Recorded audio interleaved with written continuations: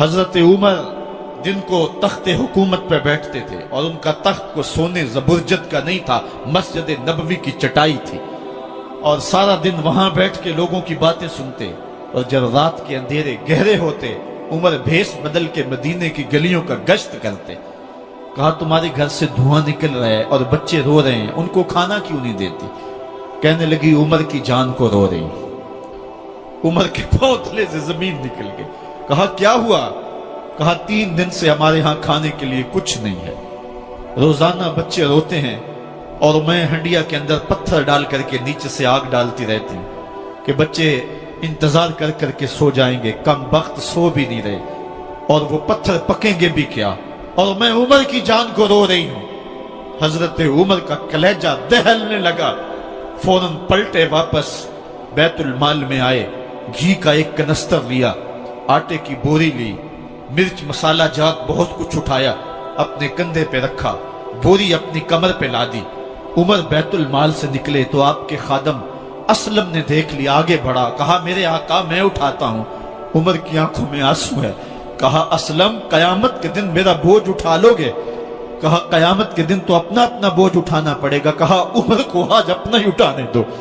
حضرت عمر وہ گھی کا کنستر اور وہ آٹے کی بوری سر پہ اٹھائے ہیں اور اس خاتون کے گھر جاتے ہیں اور دستک دیتے ہیں۔ وہ جب دیکھتی ہے اس کی جان میں جان آ جاتی ہے۔ کہا جلدی جلدی آٹا گوندو، اور عمر سبزی کاٹنے لگ جاتے ہیں۔ حضرت عمر رضی اللہ تعالی عنہ سبزی تیار کر دیتے، ادھر آٹا گند جاتا ہے، اور پھر اوپر چولہا رکھا جاتا ہے، چولہے کے اندر آگ رکھی جاتی ہے، وہ کھانا پکانے لگتی ہے، آگ بجھتی ہے۔ تاریخ نے لکھا ہے آگ بجھنے لگتی ہے، عمر جھک کر کے پھونکے مارتا ہے،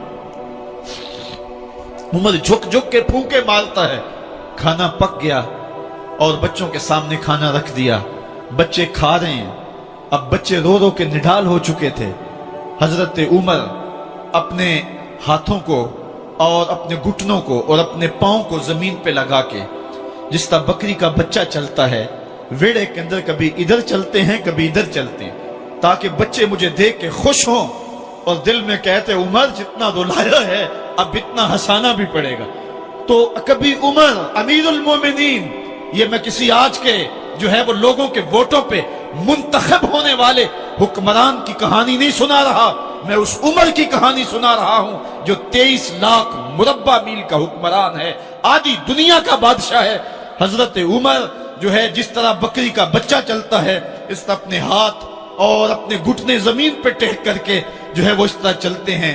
بچے عمر کو دیکھ کے مسکراتے ہیں۔ جب بچے مسکرانے لگے تو حضرت عمر نے اس خاتون سے کہا بڑھیا عمر کو معاف کر دے۔ اس نے کہا تو اتنی ہمدردی کیوں کرتا ہے؟ کہا عمر بیچارہ بڑا پھنسا ہوا ہے، فکر ہے اس کو یرموک و فسطاط و حلوان کی، جب فتح ہے مصر تو تیاری ہے ایران کی، آتے جاتے وفد سے ملاقات بھی کرتا ہوگا اور شب کو معلوم حالات بھی کرتا ہوگا، کانٹوں میں الجھی ہوئی بیچارے کی جان ہے، نیند اس کو بھی آتی ہے، آخر وہ انسان ہے، میری بہن عمر کو معاف کر دے۔ اس نے کہا نانا عمر کی بات میرے سامنے نہ کر، قیامت کا دن ہوگا، عمر کا گریبان ہوگا اور میرا ہاتھ ہوگا۔ جب اس نے یہ بات کہی تو عمر برداشت نہ کر سکے، بچوں کی طرح بلک بلک کر رونے لگے۔ کہا وہ بد نصیب عمر تیرے سامنے ہے، آج ہی کہلا جو کہنا ہے، قیامت کے دن مجھے معاف رکھنا۔ اس نے کہا تو عمر ہے؟ کہا بد نصیب عمر تیرے سامنے کھڑا ہوں۔ میرے عمر کہتے ہیں اگر دجلہ کے کنارے ایک بکری کا بچہ بھی پیاسا مر گیا، اس کا حساب بھی عمر سے لیا جائے گا۔ حضرت عمر نکلے یروشلم میں، ایک اونٹ ہے ایک غلام ہے، کبھی وہ سوار ہوتا ہے کبھی آپ باری مقرر کی ہے۔ جب قریب پہنچے یروشلم کے تو عمر کی باری نکیل پکڑنے کی اور غلام کی باری اوپر سوار ہونے کی آ گئی۔ غلام نے کہا آقا میں مرضی سے اپنی باری چھوڑتا ہوں، آپ آ جائیں، دشمنوں کے مفتوحہ علاقے میں آ رہے ہیں، تازہ تازہ علاقہ فتح ہوا ہے، اسلام کی شان و شوکت ظاہر ہو۔ عمر نے کہا اسلام کی شان و شوکت ایسے ظاہر نہیں ہوتی ہے، اپنی باری پہ تم بیٹھو گے، اپنی باری پہ میں بیٹھوں گا۔ لوگ منتظر کھڑے ہیں، دور سے جب دیکھا کہا اس کی ہیبت سے کانپتے تھے ہم، یہ تو کوئی حبشی لگتا ہے، رنگ کالا ہے، ہونٹ موٹے ہیں، اس سے تو زیادہ حسین اس کا غلام ہے جو آگے آگے چل رہا ہے۔ حضرت ابو عبیدہ نے کہا دھوکہ کھا رہے ہو، ہمارا آقا وہ نہیں ہے جو اونٹنی کے اوپر سوار ہے، ہمارا آقا وہ ہے جو لگام تھامے آگے آگے چل رہا ہے۔ حضرت عمر رضی اللہ تعالیٰ عنہ کو آگے بڑھ کے جابیہ کے مقام پہ حضرت ابو عبیدہ بن جراح نے استقبال کیا، تو حضرت عمر آگے بڑھے اور انہوں نے آگے بڑھ کر کے حضرت ابو عبیدہ کے دونوں کندھوں پہ ہاتھ رکھا، اور سنو حضرت عمر نے کیا کہا لا الہ الا اللہ انا کنا اذل قوم فاعزنا اللہ بالاسلام، کہا کہ لا الہ الا اللہ، اے ابو عبیدہ بن جراح، ہم ایک ذلیل قوم تھے اور اللہ نے ہمیں اسلام کی وجہ سے عزت عطا کی ہے، اور میں تمہیں ایک تاریخ ساز بات کہنے لگا ہوں، اور وہ یہ ہے کہ جب تک ہم اس عزت والے اسلام کے دامن کو تھامے رہیں گے ہماری عزت قائم رہے گی، اور جب اسلام کے علاوہ کسی اور جگہ سے عزت ڈھونڈیں گے تو رسوا کر کے رکھ دیے جائیں گے۔ یہ ہے وہ خلاصہ جو حضرت عمر نے امتوں کے عروج و زوال کا بیان کیا ہے۔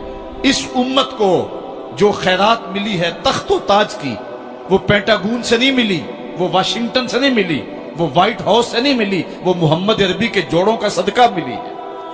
اس لیے جب ہم نے اسلام سے انحراف کیا، پاکستان حاصل کیا گیا تھا، پاکستان کا مطلب کیا؟ لا الہ الا اللہ، ہم نے اس نعرے کو چھوڑ دیا ہوا ہے، ہم نے انحراف کر دیا ہے۔